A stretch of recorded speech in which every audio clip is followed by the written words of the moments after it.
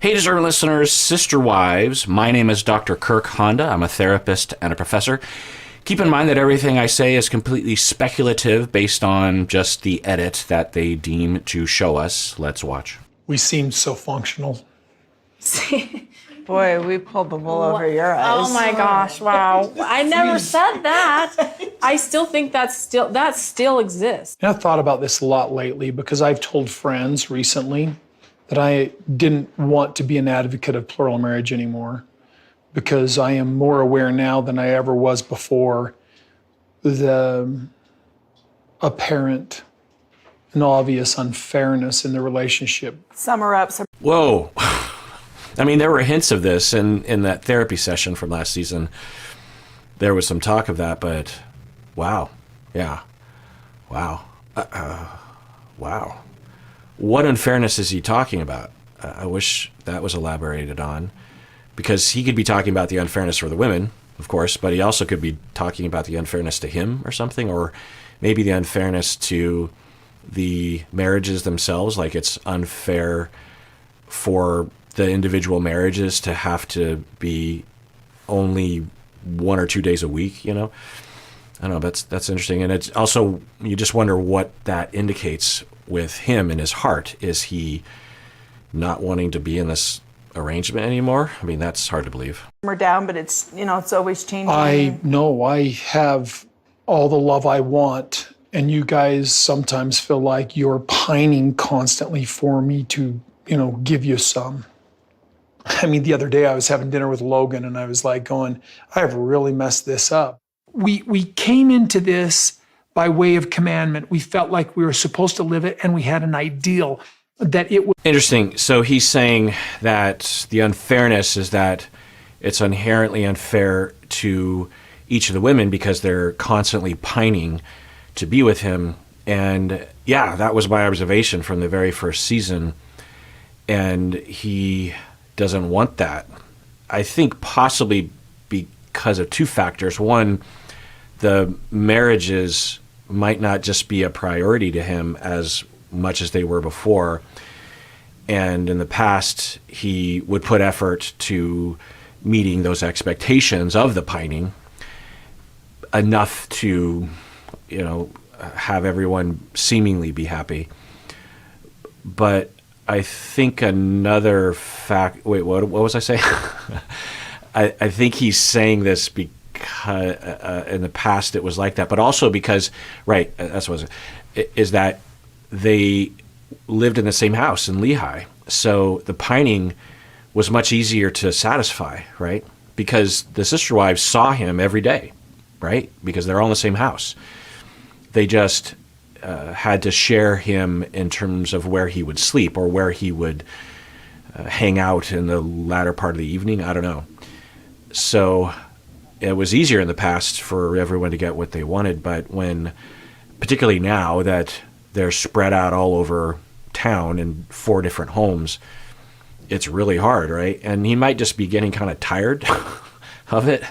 But it's interesting because he's framing it as there's a commandment in our religion. We're supposed to. So I wonder if we're seeing ever, it makes me wonder if Mariah coming out as gay has also affected this, because they've seemingly had to really face the validity of their religion and the dogma, because they've talked about how their religion, of course, if they're Mormon, one, and if they're fundamentalist Mormon, then yeah, they're against gay people, yeah. And so they have wrestled with that apparently in different ways at different times, I'm guessing, and have come out the other side of it on the right side of history and are wondering, well, I wonder what else. I was talking with some people in the Mormon faith. They talked about, and I, in a recent episode, read an email and they said, like, what broke the shelf, I think is what they said, in terms of what breaks the Mormon religious attachment, for each individual. For a lot of Mormons, they'll have this moment where their shelf breaks, meaning that it's suddenly, they have this moment of clarity of like, oh my God, this is all bullshit. Now, can you be a Mormon and say, well, some of the dogma I don't agree with. In fact, some of the dogma I find to be really quite offensive and harmful and bigoted. But there's other elements of the Mormon faith that I really appreciate, that I've wrestled with and have come out the other side thinking that I like that part of it. It's the same with Christianity or Islam or all the religions, or just your positions on things. Anyway, but it sounds like he is, because we haven't heard, the first few seasons, I don't think we ever would have heard any of these individuals saying these things. Because your religion commanded it. Plural marriage, what I know about it, I wonder if I would do it again, knowing what I know, knowing how I think it's hard on all of you. There's no such thing as should have done something different. It just doesn't work. You can't say, I don't know if I would have done it different, because here we are. That's a hard one to hear. Yeah, right. So for Christine, she's like, okay, it'd be one thing if Kody said, if I grew up in a different town, or if I could go back in time. Well, I guess you wouldn't say that, hopefully. I'm just trying to think what you would want your husband to say if there was any talk along these lines.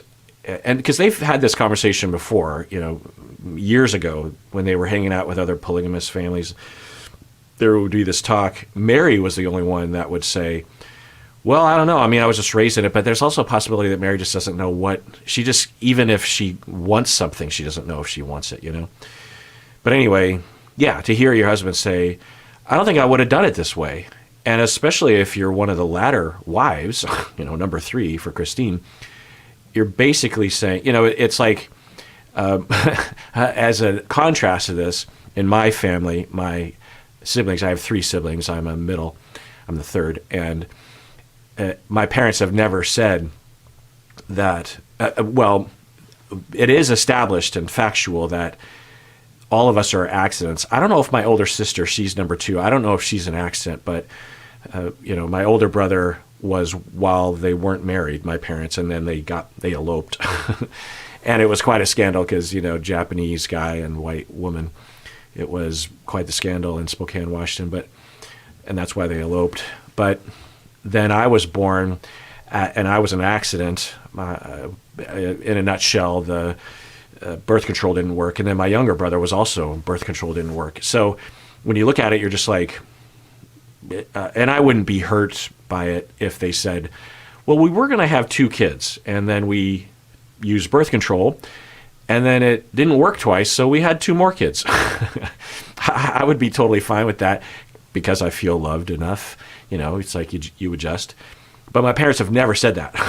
They're adamant that from the very beginning, they talked when they were dating in high school that they wanted to have 5 kids. So they only had 4. And so that's a contrast, right? Whereas if you hear Kody, it's like, I don't know if I don't think I would have done this, which indirectly says, I wouldn't have married you, Christine. Super hard to hear. I do not like the idea that you guys are in plural marriage with me because you were commanded to. I like the idea that we were in plural marriage together because we were in love. That's interesting. That's what I was wondering, but I didn't have any data to back this up. But what is data that backs this up? That really what he's saying is he doesn't feel wanted. He doesn't feel loved by all the sister wives. He doesn't feel like they really want to be with him, because there has been some talk along those lines, or the actions, like Mary, it still lives in Las Vegas, I think, or maybe no, she over last season eventually moved to the Flagstaff area, but she would talk about how she was fine with not, and also the sister wives will sometimes say that they pine for him, but they also don't want him around because it's easier when he's not around. So I wonder if that's really what's going on here. Is he doesn't feel like they want him, and it's easy to look at him and say that, or I wonder if the audience had a hard time picking up on signs or assuming that he's a human being and has a heart and is hurt by things. Men are taught to hide those emotions, and particularly men who are raised in particularly toxic masculine and traditional families and cultures. And also just the way that Kody is, or maybe the way that he's asked to be. I don't know. So, yeah, it just makes you wonder if that's what's really going on here, because he's, I think, saying that right now. This episode is sponsored by BetterHelp. So when it comes to dating, people sometimes ask me about what sort of red flags and green flags they should watch out for. But the problem is that just knowing these flags, if that's all it took, then dating would be a breeze, right? And we all know that it's not a breeze. As a therapist, I have discovered that in order to help clients with dating, we need to go way beyond these flags. We have to talk about their attachment, their schemas, their relational traumas. And with these sort of things, it requires a personalized exploration that you can really only get in therapy. Well, one place you can find a therapist is at BetterHelp. If you're thinking of starting therapy, it's definitely worth giving a try. They have over 30,000 therapists with a wide range of specialties. So discover your relationship green flags with BetterHelp. Visit betterhelp.com/Kirk today to get 10% off your first month. That's BetterHelp, HELP.com/Kirk. And we chose to build a family together. He seems a little bit more, dare I say, negative about plural marriage right now, and that's really hard to hear. When we're doing good, I get idealistic and I go, wow, we're doing a good job. And when I'm ideal and we're not doing a good job, I get really grouchy and say, I can't believe I've done this too. It's interesting. Yeah. And in the past, he would have been, I mean, everyone has their own role, but it seems to be unraveling. And a role that he had in the past was that what I call a cheerleader, someone who is positive and keeps people optimistic. But if he's not optimistic, no one else is going to step into that role, I don't think. Maybe Robin, I don't know. And also, he's the leader, literally. Their religion says he's in control. He's the ultimate authority. And they've stated that explicitly, that they want him to be that authority. They want to have a husband who steps forward and takes control and tells them what to do within reason, you know. So I wonder if this is going to have consequences. So I don't know about this family, but what runs through my mind is what we call systems theory or systems thinking. And in any system, you know, albeit an ecological system or a political system or a family system, there are roles that will emerge in the system to facilitate the stability and needs being met. And it often is attributed to the personality of the person. You know, if you have someone that's very optimistic in a family system, usually we say that person is optimistic, but often that's not the case. They might not be optimistic in other contexts. They're optimistic in that context because that's what role they have in that system. And the way that I think about it is that everyone both volunteers and they're elected. They're appointed that and they volunteer for it, usually subconsciously. So every system needs to have balance, and sometimes one person will embody the optimism of the group. Now, ideally, you would have multiple people occasionally playing the optimistic role, but in more dysfunctional families and in systems that have more rigid roles of gender and that sort of thing, then there tends to be one person that has that role, like the mother role and the placater role and the silent role and the truth teller. You know, like Christine is the one who's always, and now Robin to some extent, are the two who will say what is not supposed to be said. You know, particularly Christine. But what you would hope is that everyone would occasionally be the truth teller. Anyway, so in a more rigid family and a more dysfunctional family, you're going to have more rigid roles and less flexibility. And so I guess we'll see what happens. But in this moment and moving forward, if he's not going to be the cheerleader and he's not going to be the optimistic one, then someone has to pick up the slack. And in a well-functioning family, that will happen typically. But let's see what happens here. Good job. And when I'm ideal and we're not doing a good job, I get really grouchy and say, I can't believe I've done this to me and to you. Like saying that right here, I don't know necessarily if that's helpful, other than just making us all feel a little bit, discouraged. Yeah, but it's probably from the heart. And wow, I mean, there's so many different nuances that he could have communicated, right? He is saying it so definitively without any concern of the effect, in terms of the edit anyway. To say that, it's like, wow, you're saying it's over, or you don't want to do this. What's happening?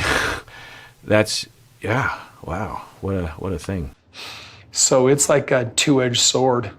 Don't get me wrong, I like my life. If you guys complain to me very much, it sticks in my head, and I wonder if you like yours. This is like pointless. Like, what was the point of this? Did I screw everybody up? I think it's because he feels all the pressure right now of everybody talking to him because he's the only common denominator. Yeah, Janelle usually has a pretty level head. And yeah, that's been my observation. And I don't know if all polygamous families are supposed to be that way. It seems like they seem to be operating on some principle, some guideline of this, that you don't interfere with there shouldn't be a lot of overlap between the marriages, and therefore everything has to go through him, and he is the ultimate authority. Essentially, in the hierarchy, the sister wives are like children, and the children are like even more so children, like the sister wives are kind of like oldest children by a fair margin.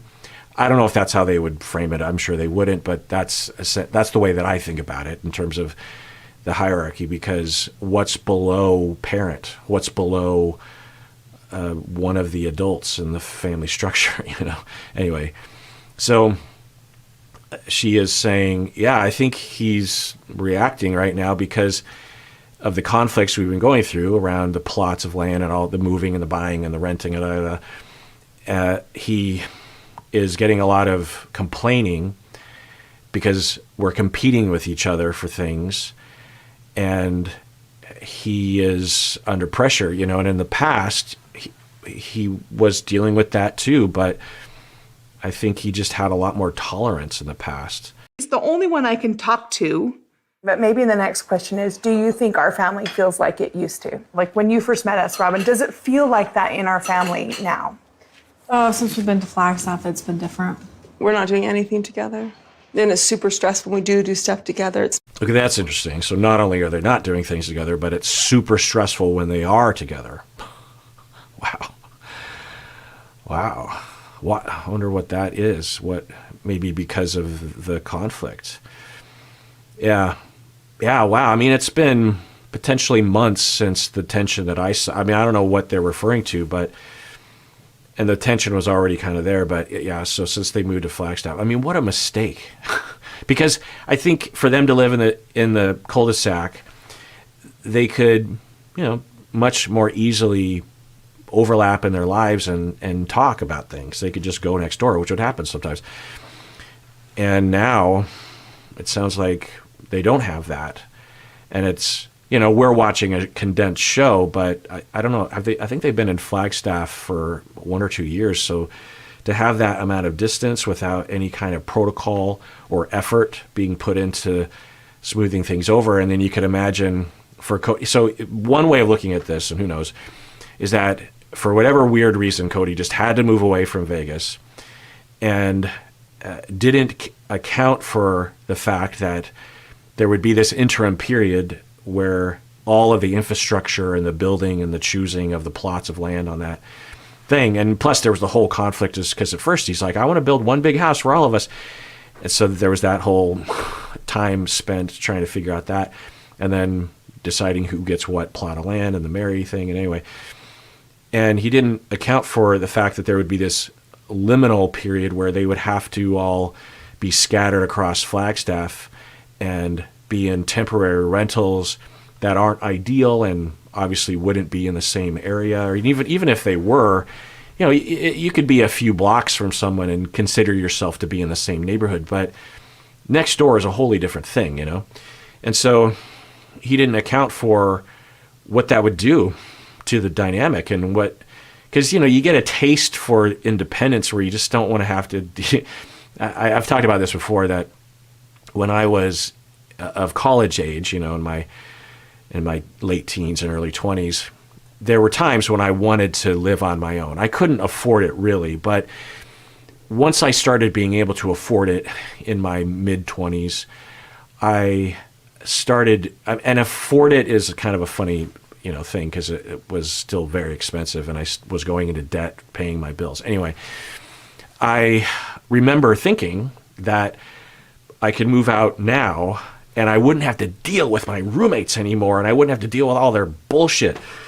But I knew or suspected that as soon as I crossed that Rubicon and was now living on my own, I would never want to go back, because once you get a taste of that freedom and that space and your own dishes and your own bathroom issues, cleaning the bathroom, then you're never going to want to go back to living with roommates.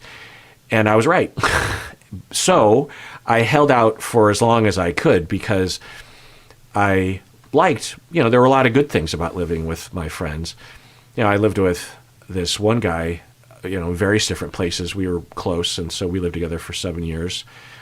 In different houses and apartments. And then one of my roommates I grew up with since preschool. So these were really good friends of mine, and there were a lot of good things about it. There were a lot of bad things about it.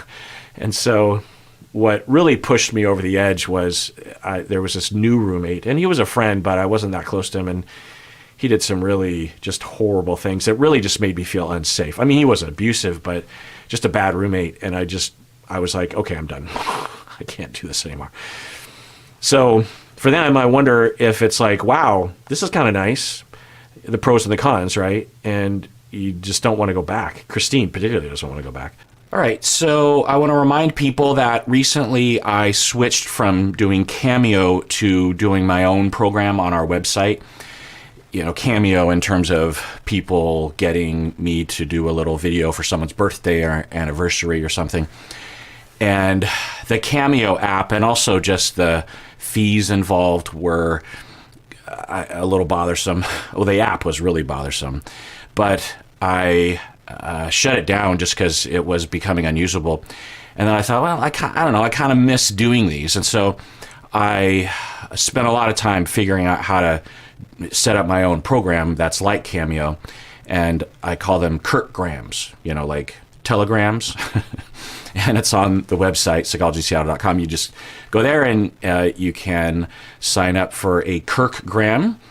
And the nice thing is I get to dial in exactly what I ask, because on Cameo they have a form that you can't change. And I ask more relevant questions, and I also allow people to describe however much they want to describe. And, it's like, here's something about this person. Whereas on Cameo, past a certain character count, you would have to pay extra, and it was pretty limited. Also, with Cameo, there was a lot of extra fees, not only to Cameo, of course, which they deserve, but also Apple would take a huge cut, which seemed unfair, like 30% or something. It just seemed unfair to me. Anyway, so, Kirkgrams. But only, if you want to, of course.